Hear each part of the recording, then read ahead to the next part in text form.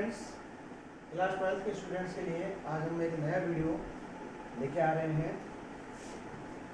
ये वीडियो को अपना जो सरफेस केमिस्ट्री चैप्टर है वहाँ का एक टॉपिक है एडसॉर्प्शन एंड कैटालाइसिस। अब देखिए बेटा, लास्ट वीडियो तक हमने एडसॉर्प्शन को डिस्कस किया है। एडसॉर्प्शन के सारे फीचर्स को जाना, कैसे होता है, क्या होता है, कब होता है, बहुत सी चीज़ें हमने डिस्कस की हैं। अब यहाँ पर अपना टॉपिक ये है कि एडसॉर्प्शन कैटालाइसिस से किस तरह रिलेट करता है या रिलेट करता है। तो देखिए बेटा, कैटालाइसिस जो है आपका, कैटालाइसिस का मतलब क्या है? Catalysis is a process in which a substance accelerate the rate of reaction. अब देखिए, दोबारा समझिएगा मेरी बात को कि हम किसी रिएक्शन में कोई एक ऐसा सब्सटेंस, केमिकल सब्सटेंस ऐड कराएं जो उस रिएक्शन के रेट को बढ़ा दे या चेंज करा दे। हम ये बोल सकते हैं, जरूरी नहीं है कैटालाइसिस में हर बार रेट बढ़े, वो रेट को चेंज करा दे तो उस सब्सटेंस को हम कैटालिस्ट बोलते हैं और इस फिनोमिना को हम कैटालाइसिस बोलते हैं। और जो कैटालिस्ट यूज़ किया जाता है उसके कुछ कैरेक्टरिस्टिक्स होते हैं। जैसा कि पहला कैरेक्टरिस्टिक्स ये है कि वो कैटालिस्ट रिएक्शन में डायरेक्टली कोई भी रोल प्ले नहीं करता है। दूसरा उसका कैरेक्टरिस्टिक ये है कि वो किसी भी तरह के रिएक्शन में पार्ट नहीं लेता है। जिस अमाउंट और जिस स्टेट में रिएक्शन में इंसर्ट कराया जाता है उसी अमाउंट और स्टेट में रिएक्शन के बाद मिलता है। यानी कि डायरेक्ट कोई रोल नहीं है और उसके अंदर खुद के अंदर कोई चेंज नहीं आएगा, वो जैसा था वैसा ही आपको रिएक्शन के एंड में मिल जाता है। उसे हम कैटालिस्ट बोलते हैं। जैसा कि लास्ट चैप्टर केमिकल काइनेटिक्स में भी हमने पढ़ा था कैटालिस्ट के लिए। अब हम यहाँ पर देखेंगे कि कैटालिस्ट जो है वो रेट ऑफ रिएक्शन को चेंज कराते हैं। फिर वो किस तरह कराते हैं? तो पहली चीज़ हम यहाँ देखते हैं, वो देखते हैं हम कि कैटालाइसिस होता कैसे है। बेटा देखिए, कैटालाइसिस बेसिकली दो टाइप का होता है। एक होता है होमोजीनियस कैटालाइसिस, एक होता है हेट्रोजीनियस कैटालाइसिस। होमोजीनियस कैटालाइसिस का मतलब क्या है कि वो कैटालाइसिस जिसमें रिएक्टेंट और प्रोडक्ट दोनों की फिजिकल स्टेट सेम है। और हेट्रोजीनियस कैटालाइसिस जहाँ पर रिएक्टेंट और कैटालिस्ट, सॉरी अगर मैं पहले गलत बोला उसको आप करेक्ट कर लीजिए। होमोजीनियस कैटालाइसिस जहाँ पर रिएक्टेंट और कैटालिस्ट की फिजिकल स्टेट सेम है, और हेट्रोजीनियस कैटालाइसिस में रिएक्टेंट और कैटालिस्ट की फिजिकल स्टेट डिफरेंट है। For an example, homogeneous catalysis for an decomposition of calcium carbonate, ये सॉलिड है और हम यहाँ पर यूज़ कर रहे हैं आपका कोई भी लिक्विड कैटालिस्ट। तो यहाँ पर देखिए, कैटालिस्ट और रिएक्टेंट दोनों की फिजिकल स्टेट डिफरेंट हो जाएगी। तो उस कंडीशन में ये इसके डिकम्पोजिशन हम यूज़ करते हैं आयरन ऑक्साइड FeO, जो कि सॉलिड फेज में होता है। तो देखिए बेटा, रिएक्टेंट और कैटालिस्ट दोनों की फिजिकल स्टेट सेम है, तो ये तो हो गया होमोजीनियस कैटालाइसिस। और हेट्रोजीनियस कैटालाइसिस में अगर आप देखते हैं एग्जांपल, तो हमने हेवर प्रोसेस पढ़ा है। Haber process for produce the ammonia. इसमें बेटा आयरन यूज होता है जो कैटालिस्ट। ये रिएक्टेंट गैसियस है, ये रिएक्टेंट गैसियस है और ये कैटालिस्ट सॉलिड है। तो रिएक्टेंट और कैटालिस्ट की फिजिकल स्टेट में अंतर है, चेंज है, ये सेम नहीं है। इस तरह के कैटालाइसिस को कहा जाता है हेट्रोजीनियस कैटालाइसिस। एक चीज हमेशा ध्यान में रखिए, होमोजीनियस और हेट्रोजीनियस कैटालाइसिस जो है वो डिपेंड करता है रिएक्टेंट और कैटालिस्ट की फेज पर। प्रोडक्ट की फेज का कोई लेना देना नहीं होता है, पहली चीज। दूसरी चीज, हेट्रोजीनियस कैटालाइसिस अगर हम बात करें, ये एक बहुत इंपॉर्टेंट क्वेश्चन है जो आपके बोर्ड एग्जाम्स में कई बार पूछा जा चुका है कि what is heterogeneous catalysis. And now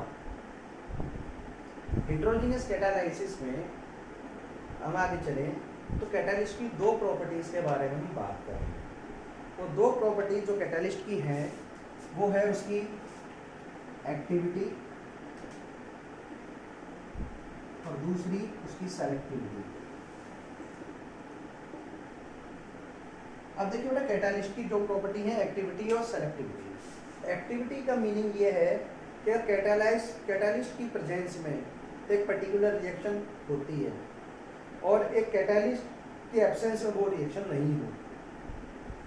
इसका सबसे बेस्ट एग्जांपल ये है कि प्योर हाइड्रोजन गैस और प्योर ऑक्सीजन गैस कभी भी रिएक्शन नहीं करेंगे या बहुत ही स्लो रिएक्शन करेंगे।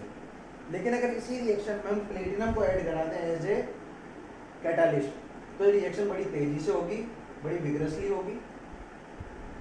तो ये एक्टिविटी ऑफ कैटालिस्ट का एग्जांपल है कि कैटालिस्ट की प्रेजेंस में रिएक्शन कैसे होगी और कैटालिस्ट की एब्सेंस में रिएक्शन कैसे होगी। दूसरी चीज सेलेक्टिविटी।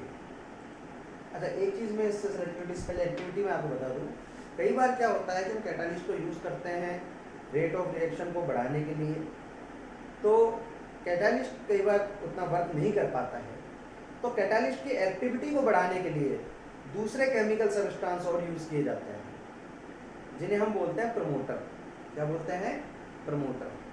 और कई कंडीशंस में, कई रिएक्शंस में ऐसा होता है कि हमें कैटालिस्ट की एक्टिविटी को कम कराना पड़ता है, तो वहाँ पर एक दूसरा केमिकल सब्सटेंस हम यूज करते हैं जो कि कैटालिस्ट की एक्टिविटी को कम कराता है, उसे हम बोलते हैं पॉइजन। क्या बोलते हैं? पॉइजन। इसका मैं एक एग्जांपल आपको दे दूं, जैसे कि एल्काइन है। एल्काइन का अगर हाइड्रोजनेशन करवाया जाए पैलेडियम की प्रेजेंस में, तो बेटा यहाँ पर सीधा एल्केन बनेगा प्रोडक्ट। क्या बनेगा? एल्केन। लेकिन मैं ये चाहता हूँ कि मुझे प्रोडक्ट में एल्कीन मिले, तो मुझे कुछ नहीं करना है, वही रिएक्शन सेम रहेगी, लेकिन मैं यहाँ पैलेडियम के साथ BaSO4 यानी बेरियम सल्फेट लूँगा। ये बेरियम सल्फेट यहाँ पर पॉइजन का काम करेगा और कैटालिस्ट की एक्टिविटी को घटा देगा। तो जो कैटालिस्ट पहले है कंप्लीट हाइड्रोजनेशन करा रहा था वो, या कंप्लीट एडिशन रिएक्शन करा रहा था, वो पार्शियल हाइड्रोजनेशन या पार्शियल एडिशन रिएक्शन कराता है। दूसरी चीज है सेलेक्टिविटी। सेलेक्टिविटी से मीन्स है बेटा कि ये स्पेसिफिक कैटालिस्ट स्पेसिफिक होते हैं। ये नहीं है कि एक ही कैटालिस्ट सारी रिएक्शंस को एक्सेलरेट करा दे, या एक रिएक्शन पर बहुत सारे कैटालिस्ट अपना रोल प्ले कर सकते हैं, ऐसा नहीं होता है। हर रिएक्शन के लिए कैटालिस्ट स्पेसिफिक होते हैं या कैटालिस्ट के लिए रिएक्शन स्पेसिफिक होती है। वो कैसे पता लगता है आपको, उसके लिए मैं आपको बता दूं कि कैटालिस्ट की सेफ सेलेक्टिविटी होती है बेटा। देखिए, कैटालिसिस जब भी होता है तो कैटालिस्ट अपनी सरफेस पर रिएक्टेंट मॉलिक्यूल्स को एडसॉर्ब करता है, और इस एडसॉर्प्शन के फिनोमेना में एक चीज़ जरूरी होती है कि कैटालिस्ट की जो शेप है उसकी कॉम्प्लीमेंट्री शेप रिएक्टेंट की, या रिएक्टेंट की शेप पे कॉम्प्लीमेंट्री शेप कैटालिस्ट की है, तो वो एडसॉर्प्शन होगा और कैटालिसिस होगा। अगर वो कॉम्प्लीमेंट्री शेप नहीं है तो ऐसा नहीं होगा। एक इधर देखिए एक बार, ये मान लीजिए आपका कोई कैटालिस्ट है और ये रिएक्टेंट है, और एक दूसरा रिएक्टेंट ये है, ये R1 हो गया, ये R2 हो गया, ये कैटालिस्ट C हो गया। अगर आप देखें तो C की कॉम्प्लीमेंट्री शेप में R1 है, यानी C की सरफेस पे R1 तो एडसॉर्ब हो रहा है, लेकिन जो R2 है वो एडसॉर्ब नहीं हो पाएगा। इसलिए जो कैटालिस्ट C है वो रिएक्टेंट R1 वाली रिएक्शन को तो एक्सेलरेट करा सकता है, लेकिन R2 वाली रिएक्शन को एक्सेलरेट नहीं करा सकता। इसका सबसे बेस्ट एग्जांपल हमारे पास होता है ZSM5।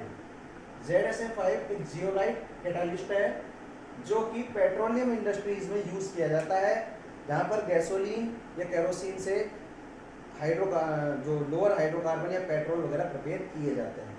आप तो इतना जान के ZSM5 पेट्रोलियम इंडस्ट्री में यूज होता है। ठीक है बेटा। अब छोटी सी चीज़ यहाँ बता दें कि कैटालाइसिस की दो थ्योरी हमारे सिलेबस में चलती है। एक थ्योरी है ओल्ड थ्योरी। वो थ्योरी क्या कहती है कि कैटालिसिस में सबसे पहले कैटालिस्ट रिएक्टेंट को अपनी सरफेस पे एडसॉर्ब करता है, बाइंड करता है। अब बाइंड होने की वजह से, वहाँ से एडसॉर्प्शन होने की वजह से एनर्जी रिलीज होती है, और जब एनर्जी रिलीज होती है तो वो एनर्जी एक्टिवेशन एनर्जी का रोल प्ले करती है, और वहाँ से जो आपका रिएक्टेंट है वो प्रोडक्ट में कन्वर्ट हो जाता है। पहली चीज़। उसके बाद आती है मॉडर्न थ्योरी ऑफ कैटालाइसिस। ये थ्योरी क्या कहती है? रिएक्टेंट कैटालाइसिस की सरफेस, कैटालिस्ट की सरफेस पे एडसॉर्ब होता है, एनर्जी रिलीज होती है, ये रिलीज होने वाली एनर्जी एक्टिवेशन एनर्जी का रोल करती है। वही सेम है पर यहाँ पर एक चीज़ डिफरेंट है जो ओल्ड थ्योरी में मेंशन नहीं की जा गई है कि वो रिएक्टेंट फिर ट्रांजिशन स्टेट में पहुँचता है और ट्रांजिशन स्टेट में पहुँचने के बाद वो प्रोडक्ट में कन्वर्ट होता है। तो दोनों थ्योरी में मेनली एक ही डिफरेंस है कि मॉडर्न थ्योरी ये क्लेम करती है कि रिएक्टेंट डायरेक्टली प्रोडक्ट में कन्वर्ट नहीं होता है, वो पहले ट्रांजिशन स्टेट पहुँचता है और वहाँ से फिर वो प्रोडक्ट में कन्वर्ट होता है। तो बेटा यहाँ पर ये जो आपकी टॉपिक था एडसॉर्प्शन वाला सरफेस केमिस्ट्री जो यूनिट, इसमें दो पार्ट हैं, एक एडसॉर्प्शन था और दूसरा कोलोइड है। तो जो पहला पार्ट था एडसॉर्प्शन वाला वो कंप्लीट हो चुका है। अब अगले वीडियो में हम आपके सामने नई टॉपिक कोलोइड के साथ आपसे मिलेंगे। तब तक के लिए गुड डे।